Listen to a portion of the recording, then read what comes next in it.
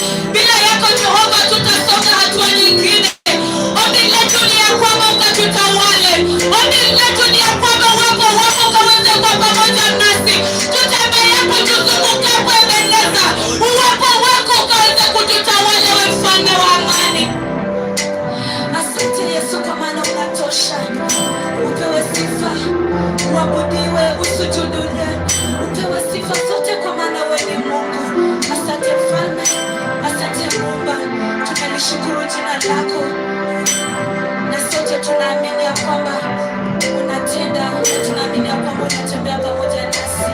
Katika jina la Yesu tumeamini na tunasema amen. Katika jina la Yesu tumeamini na tunasema amen. Baba, ukaweze kutenda. Bwana Yesu asifiwe. Kwa hivyo wakati mwingine ambao Mungu ameweza kutujalia ili ya kwamba tukaweze kulisikiza neno lake, na wakati mwingine bila uwepo wake hatuwezi, bila uwepo wake hatuwezi tukasonga mbele. Nakumbuka Jumapili iliyopita nilitamani mtu anikumbatie, nilitamani mtu anishike mkono, kwa sababu ile hali ambayo nilikuwa ndani, nilikuwa najiuliza wakati ambapo nipo kanisani na kule kwingine ni nini kinafanyika. Bwana Yesu asifiwe. Nilikuwa na taswira tofauti sana, lakini wakati ambapo nilinyamaza uweponi pa Mungu, nikamwambia kwamba Baba, nimeacha vita vyote kwako. Baba, ninaacha kila jambo mikononi mwako. Kama wameamua ya kwamba wataangamiza, basi wewe enda nao. Kama wameamua ya kwamba wataleta amani, basi wacha amani yako ikatawale. Bwana Yesu asifiwe. Na nashukuru Mungu kwa sababu wakati ambapo simu nilipokea, na kitu cha kwanza nilichokiuliza ilikuwa imeendaje, na nikaambiwa ya kwamba yale ambayo yalikuwa yamepangwa, yule mtu hakuonekana. Bwana Yesu asifiwe.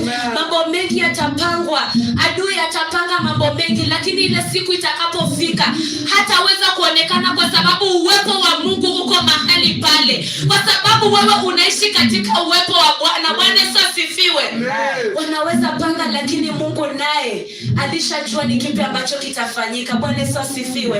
Kwa hivyo tunaweza pata viti vyetu, na najua kwamba Mungu atatubarikia. Kwa hivyo acha nikaweze kushukuru kila mmoja ambaye ameweza kufika katika ibada ya siku ya leo. Mungu akaweze kuwabariki. Yule ambaye alisimamia mafundisho ya asubuhi ya kwamba God of possibility, ya kwamba Mungu anaweza kufanya mambo yote. Ni lipi ambalo unaona ya kwamba limekushinda? Ni mambo gani ambayo unapitia ambayo unaona ya kwamba wewe ukitazamia nguvu zako huwezi? Hayo ndio mambo ambayo Yesu anasema ya kwamba kwake Mungu yote yanawezekana. Bwana Yesu asifiwe. Kwa hivyo isije ikatokea siku moja ukaona ya kwamba Mungu hawezi kutenda. Mungu ni mweza wa yote na anatutetea kila wakati. Wacha nikaweze kushukuru mwalimu kwa sababu ulituambia kwamba jinsi gani ambayo tunaona kwamba Mungu anaweza kutenda mambo yote, na ukatuambia kwamba cha kwanza ni vile ambavyo Mungu aliweza kuumba dunia na mbingu. Bwana Yesu asifiwe. Na jinsi ambavyo aliweza kuondoa wana wa Israeli kutoka kwenye Misri. Bwana Yesu asifiwe. Alafu akaleta Yesu Kristo akaweze kutuletea wokovu na neema. Bwana Yesu asifiwe. Neno linatuambia ya kwamba Musa alikuja na Torati, lakini Yesu Kristo akakuja na neema. Neema baada ya neema. Ile Torati ambayo ilitolewa, hatuwezi tu kuishi kwa Torati kama hatuna neema. Neema ya Yesu Kristo ndiyo inatufanya ya kwamba wakati ambapo unahisi kukata tamaa, neema inakujia juu yako, inakukumbusha ya kwamba hicho kifo cha Yesu Kristo hakikuwa kifo cha bure, yafaa ukaweza kusonga hatua nyingine. Bwana Yesu asifiwe. Alafu pia mwalimu wa pili ameweza kutunania kuhusiana na kuweka mbali mambo ambayo yanatoa katika wokovu. Iwe ni hasira, iwe ni idolatry ile ambayo tunaabudu sanamu, iwe ni ile usherati, iwe ni uongo, iwe ni chuki, yafaa tukaweze kuweka kando ili kwamba tukafanyike kuwa new creation in Christ. Bwana Yesu asifiwe.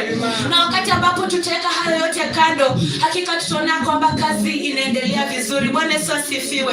Na hii hasira ndiko kwetu sisi wote inakuwa ni vigumu kucontrol hasira, lakini wacha Mungu akatusaidie sana ya kwamba tukaweze kuweka hasira kando, ili kwamba tunapokuja katika uwepo wa Bwana tukaweze kuwa viumbe ambavyo tumefanyika wapya katika Kristo. Bwana Yesu asifiwe. Ningependa kutangaza ya kwamba next weekly studies itakuwa Christ lives in me. Bwana Yesu asifiwe. Galatians chapter 2 verse 20. Christ lives in me. Na wote watakaofuatilia mafundisho Mungu ataweza kuwabariki. Nikirudi katika mahubiri yangu,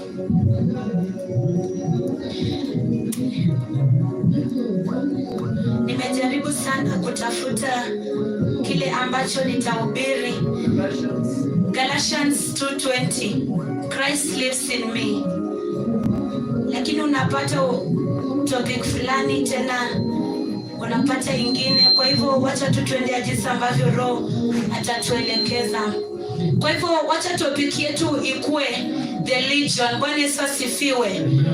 Ama pia tunaweza sema set free. Unaweza andika the legion ama set free ama free from slavery. Bwana Yesu asifiwe. Unajua wengi wetu tumeweza kuwekwa katika utumwa. Wengi wetu tumeweza kuwekwa mahali ambapo hatuwezi tukaondoka. Wengine wetu tumewekwa katika ile hali ambayo tutajidharau. Tumewekwa katika ile hali ambayo we mwenyewe utaona kwamba hauwezi ukasonga mbele. Jinsi ambavyo huyu mwanaume aliweza kuweka katika ile hali.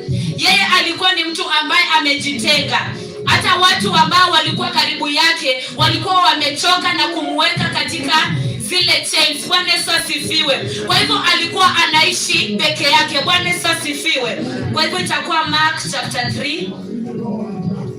Tuingie katika Mark chapter 3. Na neno linasema, again he entered the synagogue and a man was there who had a withered hand, and they watched him to see whether he would see heal. Is it 3 or 5? Chapter 5, sorry. Mark chapter 5. They came to the other side of the sea, to the country of the Gerasenes, and when he had come out of the boat, there met him out of the tombs a man with an unclean spirit, who lived among the tombs, and no one could bind him anymore, even with a chain. For he had often been bound with fetters and chains, but the chains he wrenched apart. Night and day among the tombs and on the mountains, he was always crying out and bruising himself with stones. Bwana Yesu asifiwe. Kwa hivyo huyu mwanaume, wakati ambapo Yesu Kristo aliweza kuondoka katika ile meli, na anakutana na huyu mwanaume ambaye alikuwa na roho zile chafu, na alikuwa ameishi katika makaburi, na hakuna yote yule ambaye angeweza kumwekea ile minyororo. Bwana Yesu asifiwe. Katika maisha yetu imefikia hali ambayo tumewekewa minyororo sana, mpaka sasa minyororo haiwezi ikatushika tena. Bwana Yesu asifiwe. Ni kwa sababu zile nguvu za kishetani, zile nguvu za kiuchawi, zile nguvu ambazo si za kiroho zimetufanya ya kwamba tunazina nguvu ambazo si za kawaida, ambazo zinatuonyesha tu kwamba yafaa tukaweze kukaa among the dead.